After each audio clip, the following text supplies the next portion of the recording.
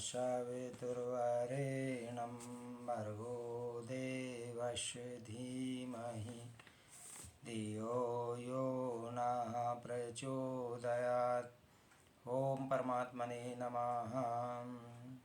विश्वं स्फुरति यतीन्द्रं तरंगाय सागरे सोऽहमस्मीति विज्ञाय किं दीने धावसि।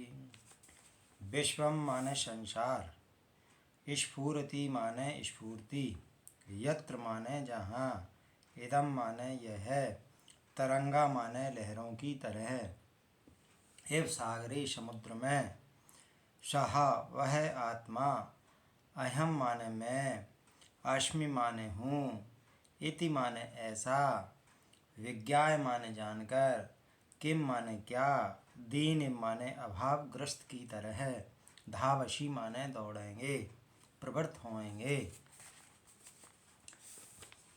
यह संपूर्ण विश्व जिसमें इस प्रकार से स्फुरित हो रहा है जैसे समुद्र में तरंगे पैदा होती हैं, स्थिति प्राप्त करती है और फिर उसी में विलीन हो जाती है। ऐसा अनुभव करने के पश्चात और यह जानने के पश्चात कि मैं ही हूँ, वह अनंत और पावन समुद्र कोई क्यों उन तरंगों को पकड़ने के लिए, प्राप्त करने के लिए मुट्ठी में बांधने हेतु भोगेगा, प्रवृत्त होगा। महर्षि अष्टावक्र फिर कहते हैं कि जो स्वयं सुखी नहीं है वही दूसरों में सुख की खोज करता है। जो स्वयं सुखी नहीं है वही सांसारिक भोगों में सुख को ढूंढता है। जो स्वयं तृप्त नहीं है वही दीनहीन भिक्षुक की भांति दूसरों से तृप्ति प्राप्त करना चाहता है। परंतु दूसरे कभी सुख आनंद नहीं दे सकते। इस सांसारिक विषयों से तो क्षणिक सुख मिल सकता है, लेकिन शाश्वत सुख नहीं प्राप्त हो सकता है।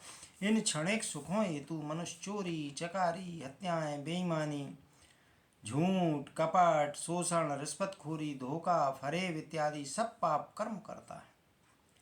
हजारों को कष्ट पहुंचाता है, गला काटता है, भ्रष्ट लोगों की सेवा करता है, स्वयं को निर्धन समझकर दूसरों को सुख प्रदाता, गरीबों का मसीहा, मालिक कहता है। यह सब किस लिए? इसलिए कि वह यह समझता है कि इनसे मुझे सुख प्राप्त होगा। इसका तात्पर्य है कि अतुलनीय संपत्ति परमानंद का जो खजाना है उसका उसे बोध नहीं है। इसलिए वह दीनहीन बनकर हमेशा दूसरों से अभ्यर्थना करता है।